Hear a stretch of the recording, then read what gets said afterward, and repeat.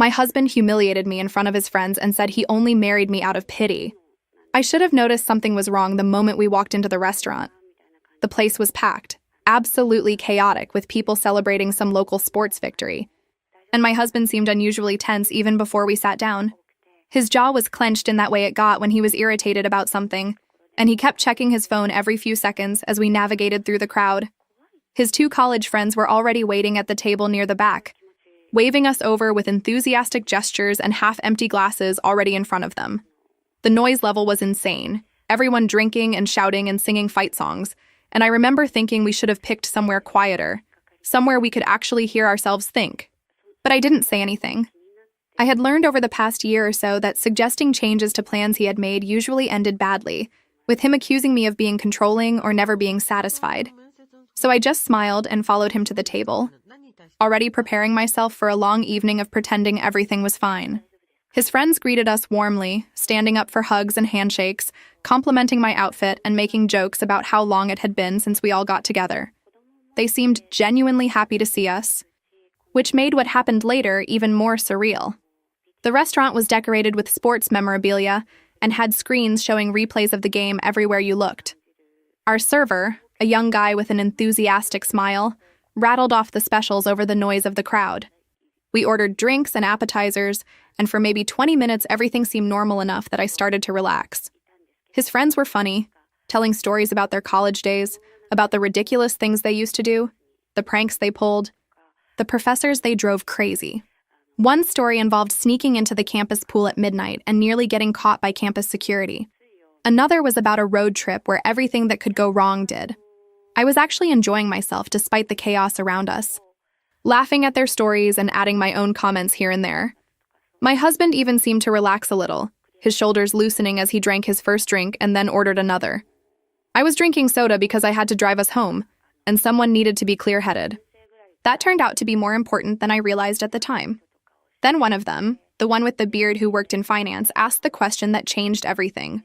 He leaned forward with this curious smile and said, "So how did you two actually meet?" I don't think we ever heard the full story. His wife, who had been quieter than the rest of us, nodded with interest.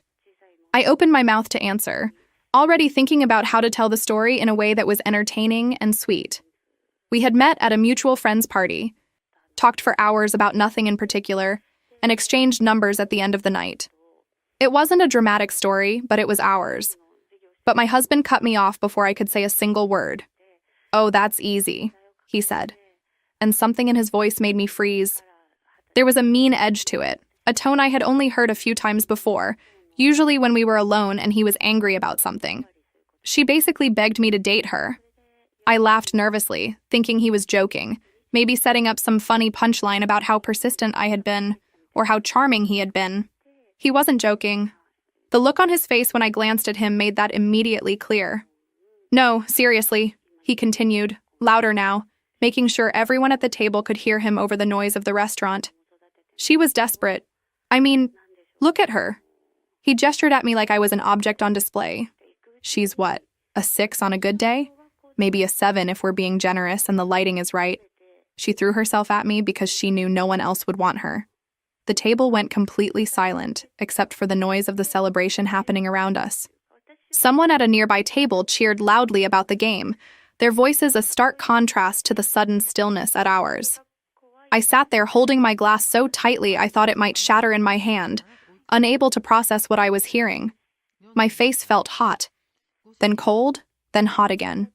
His friends looked uncomfortable, doing that nervous laughter thing people do when they don't know how to react, when they're hoping someone will make a joke and diffuse the tension.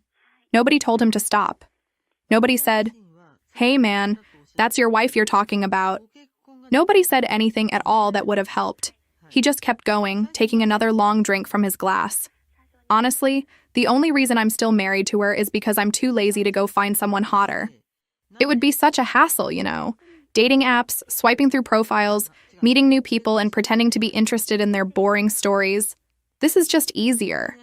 The waiter brought our appetizers right then, setting down plates of food that suddenly looked completely unappetizing.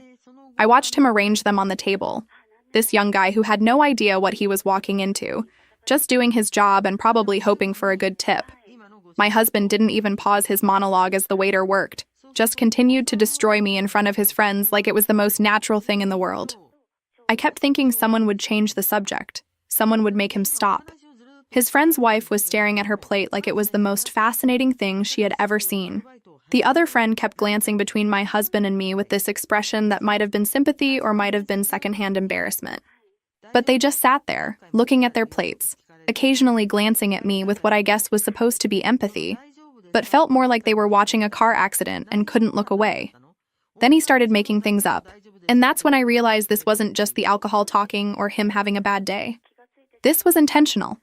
He claimed I had become clingy and dependent after we got married, that I was constantly invading his privacy, going through his phone behind his back when he was in the shower or asleep. None of that was true. None of it. I had never once looked through his phone because I had no reason to, because I had trusted him completely. But he said it with such conviction, such certainty, that I could see his friends starting to believe him, starting to see me as this desperate, controlling wife who couldn't handle giving her husband space.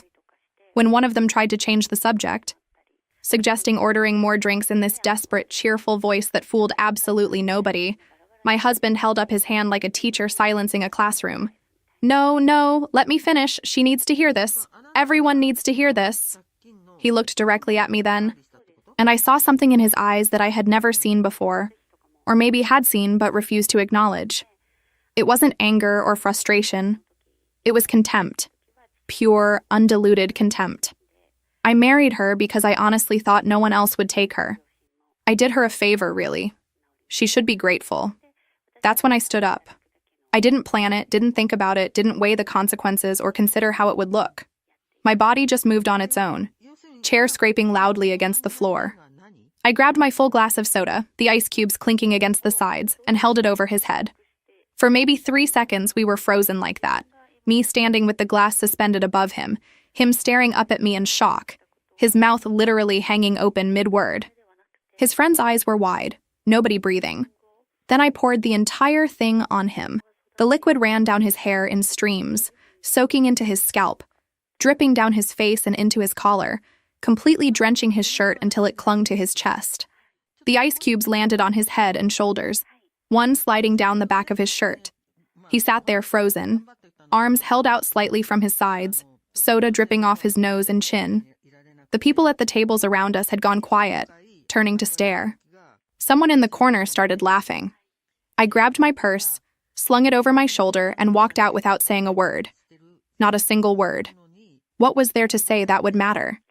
What could I possibly have said that would have made any of that better or worse? I just walked, forcing my legs to move steadily, even though everything in me wanted to run, wanted to get out of there as fast as possible. I heard someone call my name behind me, maybe one of his friends, but I didn't turn around. I just kept walking through the crowded restaurant, past all those happy drunk people celebrating their team's victory, past the hostess station where a young woman stared at me with wide eyes, clearly having witnessed at least part of what happened, and out into the parking lot. Outside on the street, the cold air hit my face like a slap. I started shaking so badly I couldn't get my keys out of my purse for several minutes.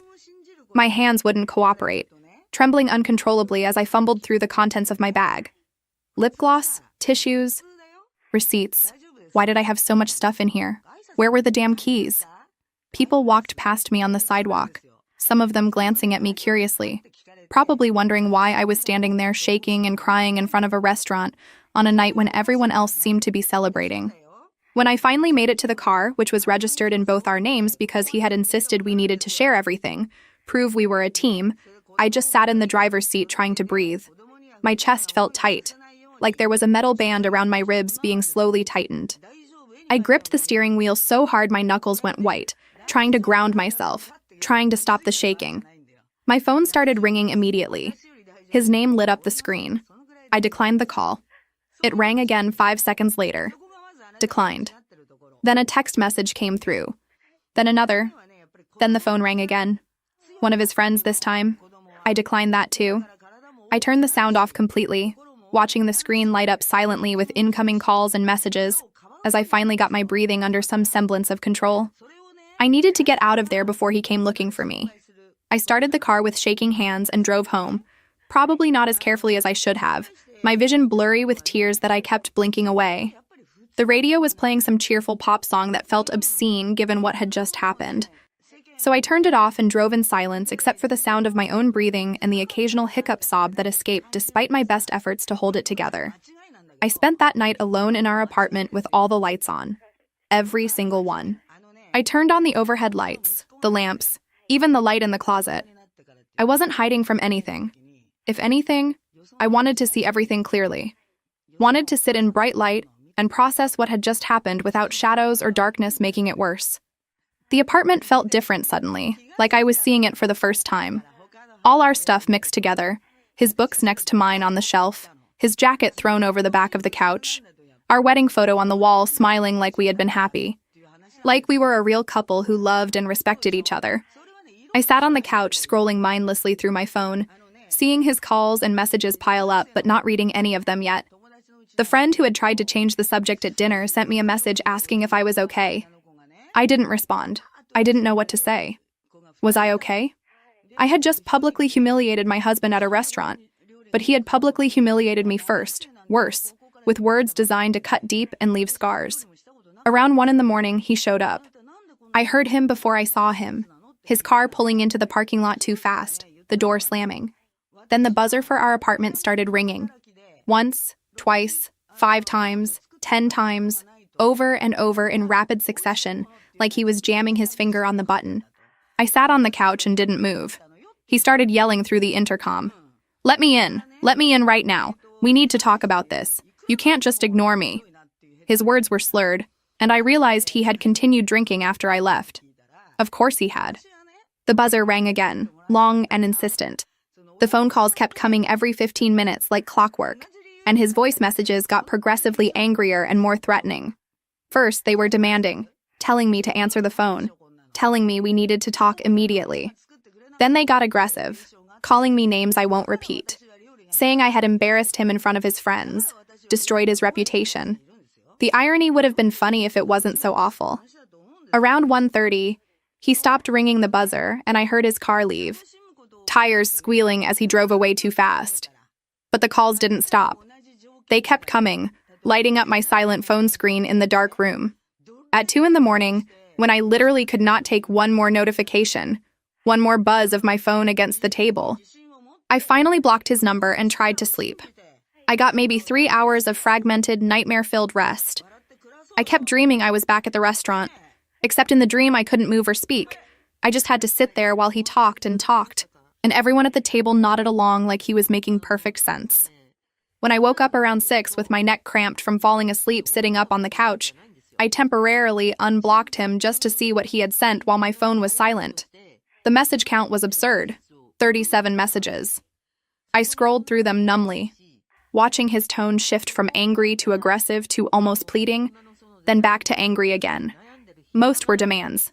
Apologize, now. You destroyed me in front of everyone. You're going to regret this.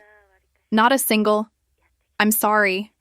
I decided I couldn't stay in that apartment one more second.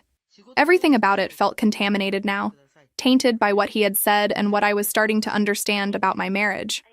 I packed a bag with clothes and toiletries, my laptop, my charger, anything I might need for a few days away.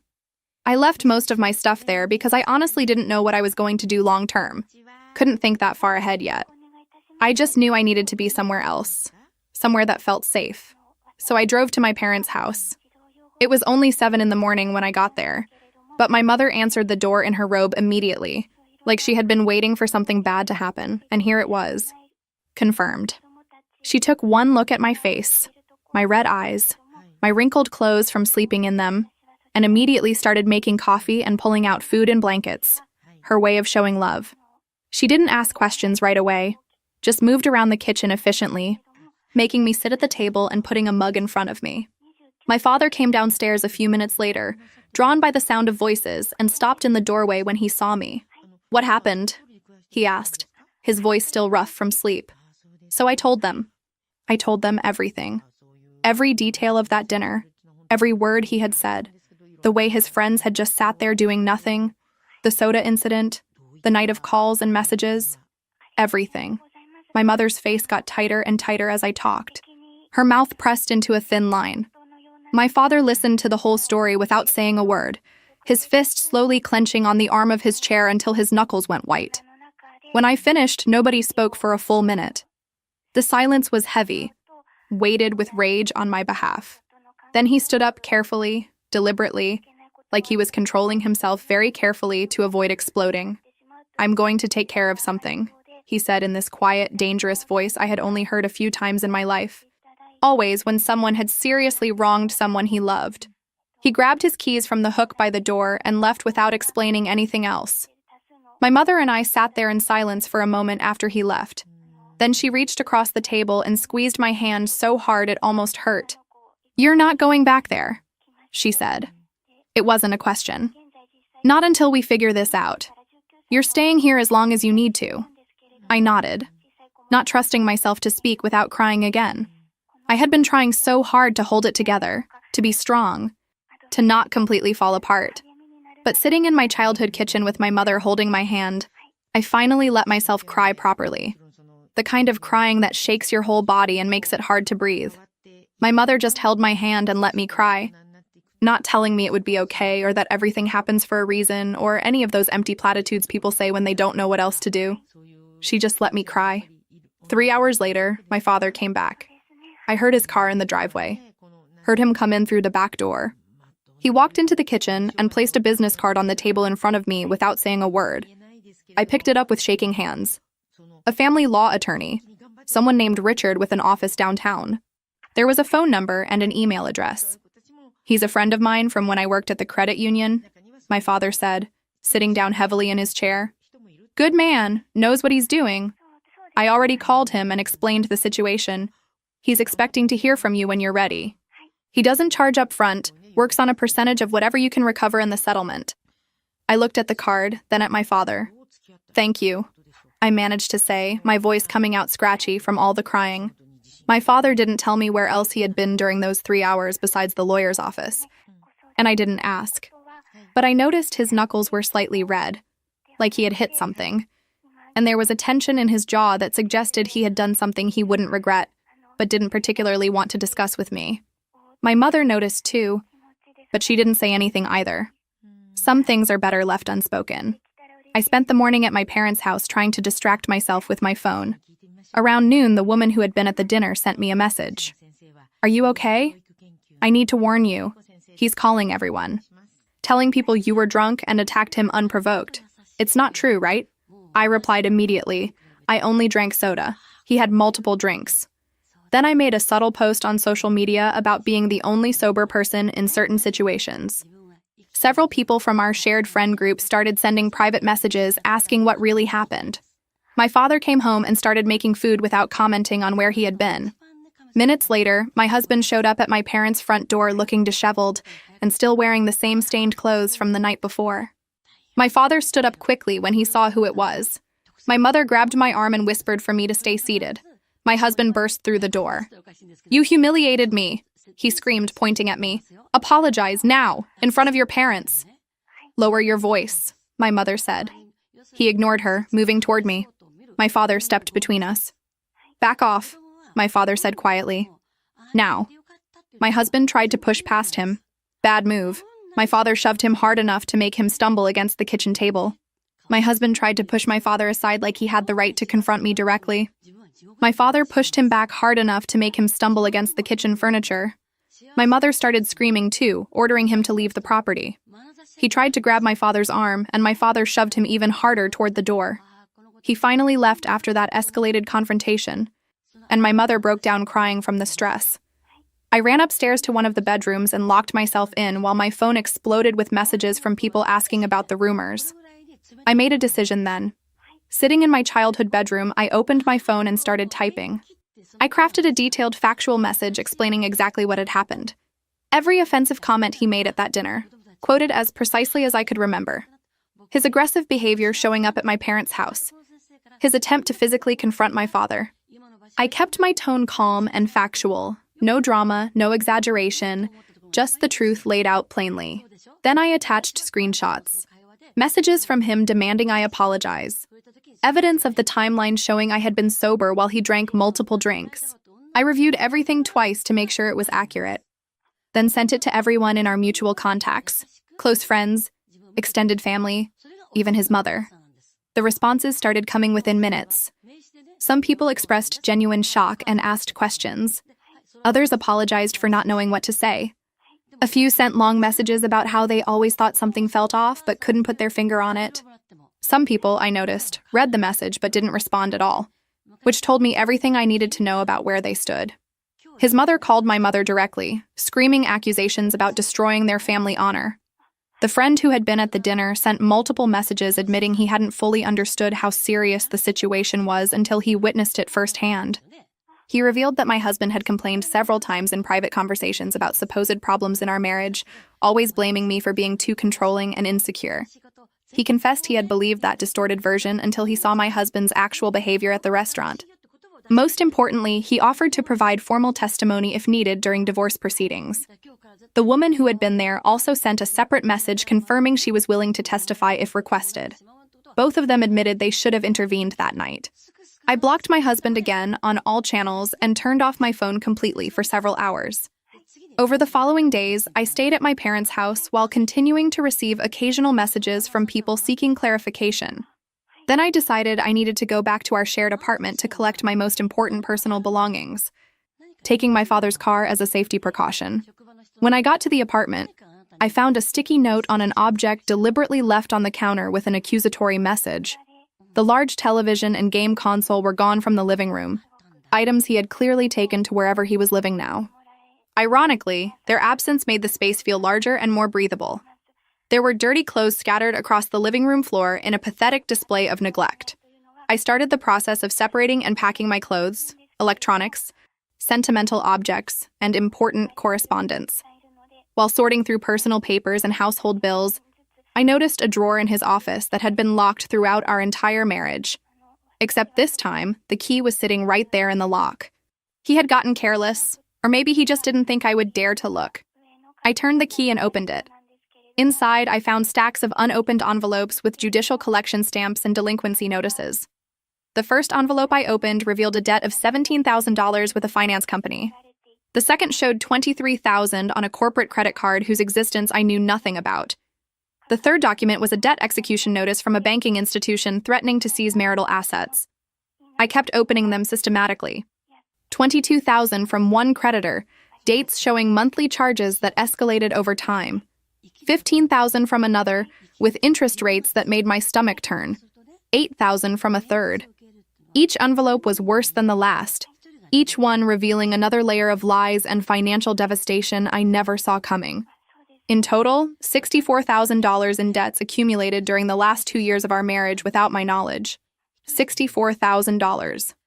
I had to sit down on his office chair, my legs suddenly unable to support me. That was more than I made in an entire year at my job. How had he hidden this from me? How had I not noticed warning signs, phone calls from creditors, stress about money? But I knew how. He had controlled all of our finances from the beginning, insisted on being the one to handle the bills and accounts. He said it was easier if one person managed everything, that I had my own stressful job to worry about, and he didn't mind taking care of the boring stuff. I had trusted him. I had believed him when he said everything was fine, that we were saving money, that we were being responsible adults building a life together.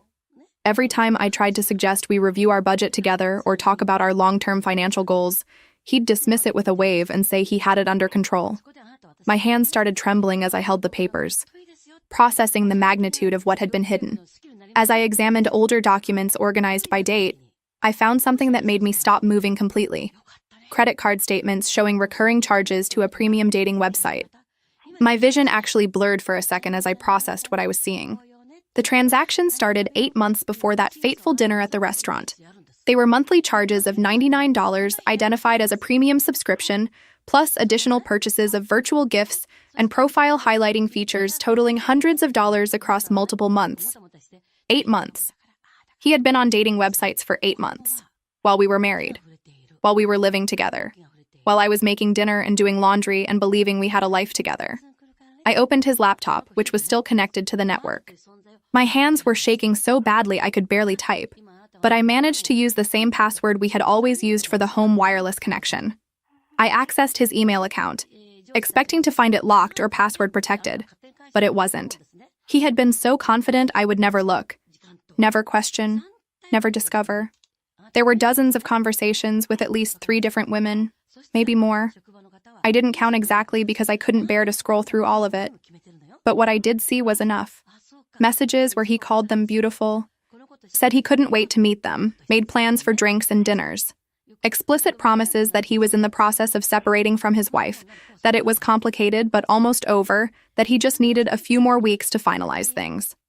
Photographs of him in locations I recognized from his supposed work trips over recent months, smiling at the camera with that charming smile he used to give me. Plans for future meetings, discussions about what restaurant to try next, what hotel had the best happy hour specials. He had an entire second life I knew nothing about. Suddenly, several things made perfect sense. His growing irritability over recent months, the way he would snap at me for minor things that never bothered him before. The controlling way he managed all conversations about household finances, shutting me down whenever I suggested we review our budget together or plan for future expenses. His resistance to making any kind of plans for our future together, always having an excuse when I brought up buying a house or starting a family or even just planning a vacation more than a month out. The nights he came home late from work drinks, smelling like cologne he didn't wear that morning.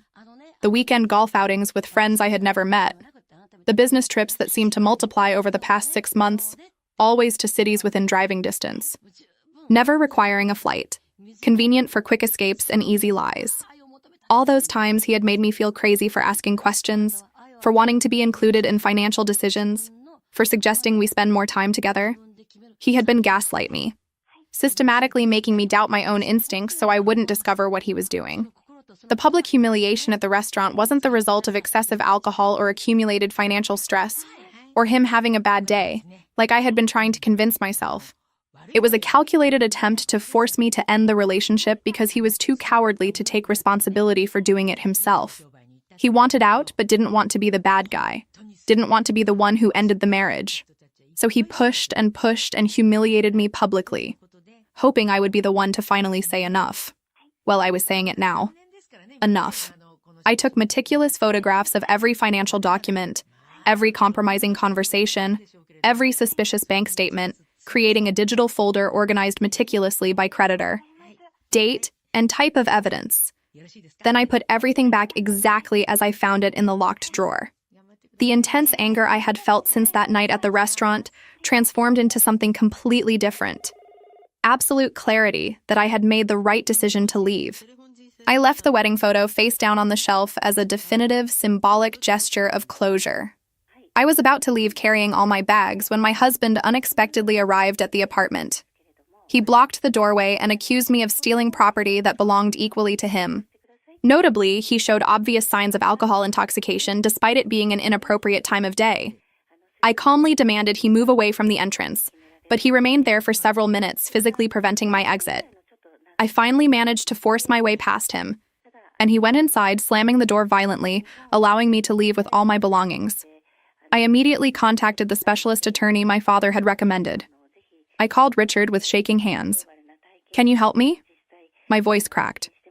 "Absolutely," he said, his tone steady and reassuring. "Bring everything you have. Documents, messages, photos of everything. We're going to make sure you're protected." I scheduled a consultation for the next day. I found and rented a small apartment on the other side of town, spending an entire week organizing and decorating the new space with my parents' help.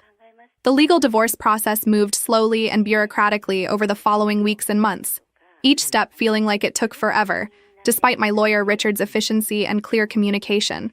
Paperwork had to be filed with the court, then refiled when the clerk found something wrong with the formatting or a missing signature. Court dates got scheduled weeks out, then rescheduled at the last minute because of conflicts or administrative delays, or a judge being out sick. Every single step required patience I didn't have, and money I barely had after discovering how much my husband had drained from our accounts. I had to gather financial records going back years, documenting every joint purchase, every shared expense, proving which debts were mine and which were his. My lawyer requested bank statements, credit card records, tax returns, mortgage documents. I spent hours sorting through boxes of papers in my new apartment, organizing everything into labeled folders. Some nights I'd be up past midnight, cross-referencing dates and amounts, making sure everything was documented and accurate. The attention to detail was exhausting, but Richard kept reminding me that thorough documentation would protect me in court. The waiting was the worst part. Weeks would go by with no progress, no communication except automated emails from the court system confirming that documents had been received and processed. I'd check my email obsessively, hoping for news, for movement, for anything that meant we were closer to being done with all this. My husband tried to delay every stage by claiming we should resolve everything privately, outside of court, just between ourselves like reasonable adults. His lawyer sent letters suggesting mediation, offering settlements that were obviously designed to protect him and leave me holding the bag for at least some of his debts. My lawyer advised me to ignore all of it, to keep pushing forward with the legal process, where everything would be documented and official. He attempted one last desperate legal maneuver about 3 weeks before the final hearing, alleging that his personal items had been improperly retained by me, that I had stolen things from the apartment that belonged to him. It was absurd. I had taken my clothes, my laptop, my books. He was claiming I had taken a watch that I had never even seen, electronics that he had clearly removed himself the day I went to collect my things. His lawyer forced an additional administrative hearing that required me to take time off work and sit in a government office while a mediator reviewed an itemized list of supposedly missing items. It resulted in absolutely nothing except wasted time and increased legal fees, which was probably the point. During the final determining hearing in court, I wore a simple dress and minimal jewelry, looking as professional and credible as possible. My lawyer had coached me on courtroom demeanor, told me to answer questions directly and honestly, to not show too much emotion even if my husband's lawyer tried to provoke me. We arrived early and sat in the hallway outside the courtroom, reviewing documents one last time. When we finally entered, the courtroom was smaller than I expected, less dramatic than what you see on television. Just a judge's bench elevated at the front, a few tables for the lawyers, some chairs for observers in the back. The walls were beige, institutional, with portraits of previous judges hung in neat rows. It smelled like old paper and floor polish. My husband was already there with his lawyer, sitting at the defendant's table, and he wouldn't look at me. Not when I walked in, not when I sat down at my own table next to Richard. He just kept his eyes fixed on the papers in front of him, his jaw clenched. I could see his leg bouncing under the table, a nervous habit I recognized from years of sitting next to him. His lawyer, an older man in an expensive-looking suit, leaned over and whispered something to him. My husband nodded without looking up. The judge entered and everyone stood. He was younger than I expected, maybe in his early 50s, with steel gray hair and reading glasses hung on a chain around his neck. He took his seat and nodded for everyone else to sit. Then the proceedings began. When the hidden debts were formally presented as documentary evidence, entered into the official court record, his lawyer tried unsuccessfully to argue they were legitimate and necessary household expenses. My client was supporting the household, his lawyer claimed, gesturing at the stack of papers. These expenditures were for joint benefit. Credit cards are often used for groceries, utilities, household maintenance. My lawyer, Richard, stood up, calm and methodical. Your Honor, if I may direct your attention to Exhibits 12 through 27. He walked the judge through the evidence systematically. The purchases identified on gambling and virtual casino websites, complete with dates and amounts highlighted in yellow. The multiple transfers to unidentified bank accounts that had nothing to do with household expenses. Accounts my husband had opened without my name on them, without my knowledge. The frequent ATM withdrawals in neighborhoods across town where we had never lived or worked, always in odd amounts like $270 or $390, always late at night when someone was trying to avoid being tracked or questioned. The judge examined meticulously each document we had submitted, the purchases identified on gambling and virtual casino websites, with dates and amounts highlighted. The multiple transfers to unidentified bank accounts that had nothing to do with household expenses. The frequent ATM withdrawals in neighborhoods where we had never lived or worked, always in odd amounts, always late at night. The credit card charges to dating websites, the payments for premium features, the virtual gifts purchased for other women. The judge's expression got progressively more stern as he reviewed each page. He looked up sharply. Did your wife have knowledge of these accounts? My husband mumbled something. I'm sorry? The judge's voice cut like ice. Speak up. Did your wife know about these debts? No, my husband finally said. Barely audible. The judge's expression hardened. These debts were incurred through deceptive practices and for personal benefit unrelated to marital expenses. He looked directly at my husband. The respondent bears sole responsibility.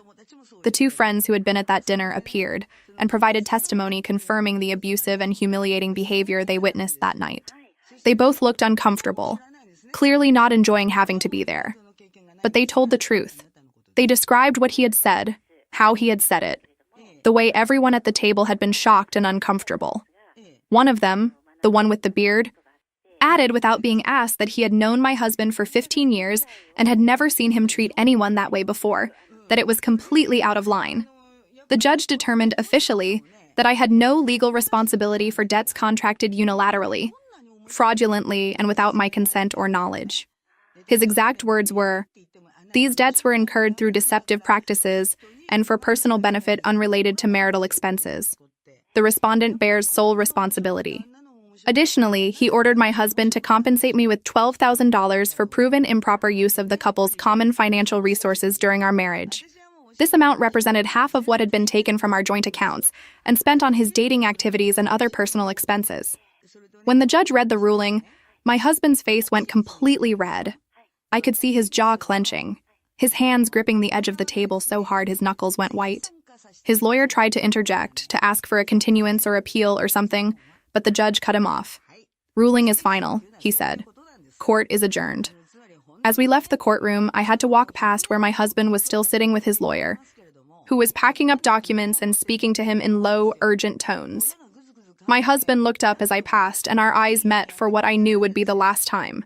His face was completely red with contained rage and public shame, his jaw still clenched. And I could see that he wanted to say something, wanted to yell at me or blame me or make this somehow my fault. But I didn't feel victorious triumph or vindictive satisfaction looking at him. I felt nothing. Maybe that's worse than hatred, that complete absence of feeling. I just felt tired, profoundly tired, and a genuine urgency to be done with all of this and start something completely new and different.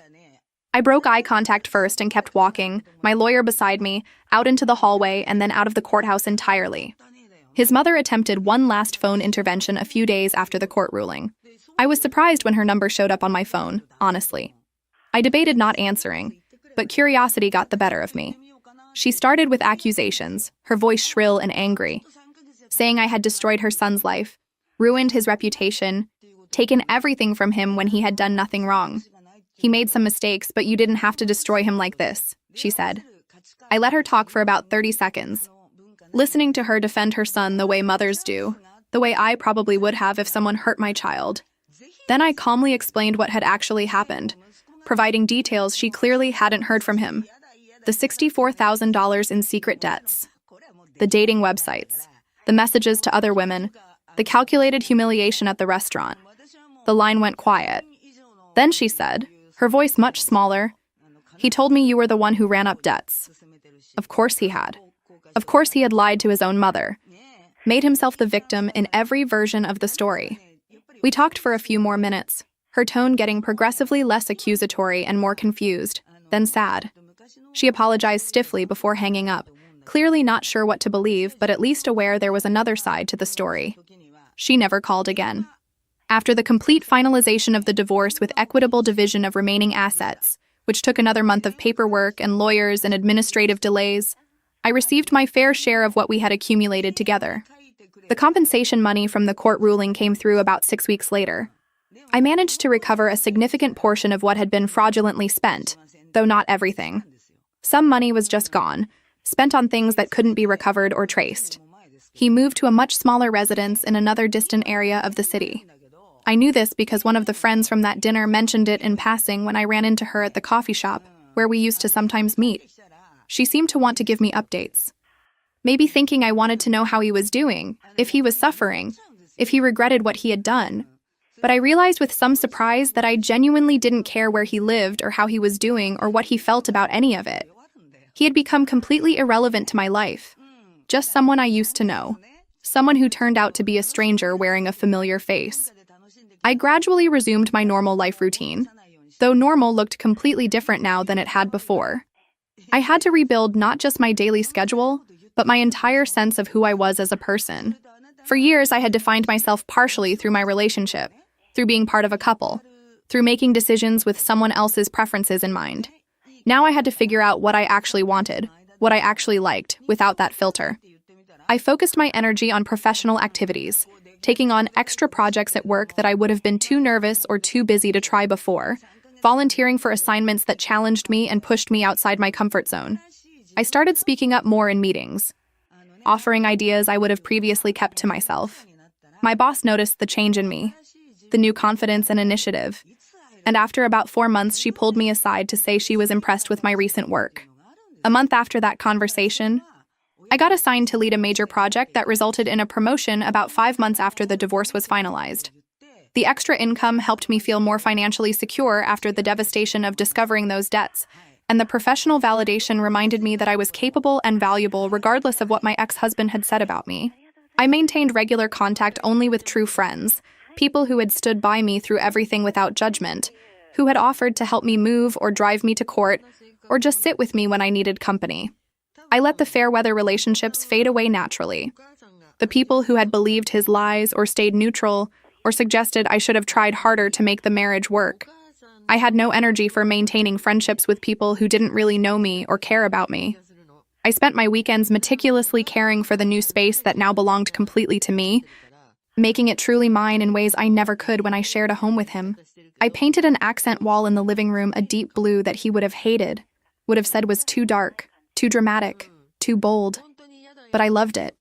It made the room feel cozy and intentional instead of just generic and safe.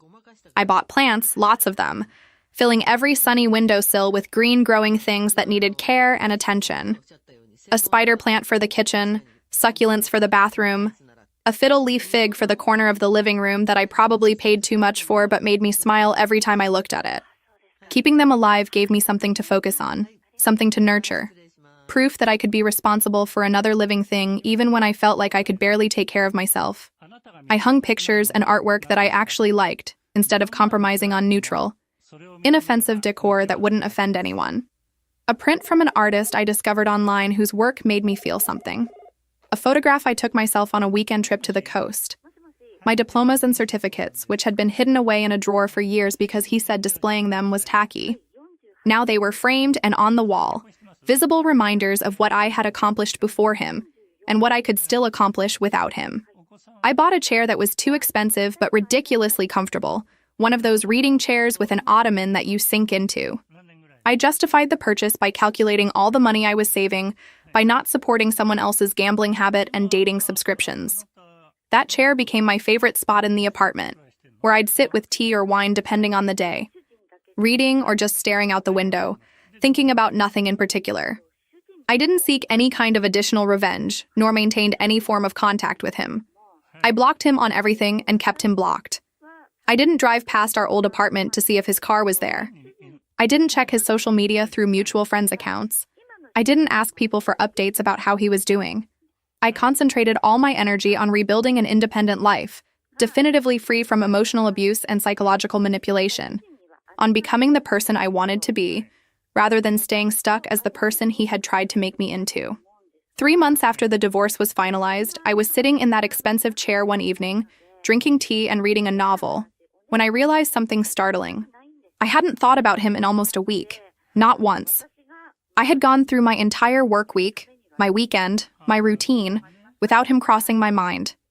No random memories triggered by a song or a restaurant. No wondering what he was doing or who he was with. No rehearsing arguments in my head about things that had already happened and couldn't be changed. That's when I knew I had actually moved on, not just legally, but emotionally.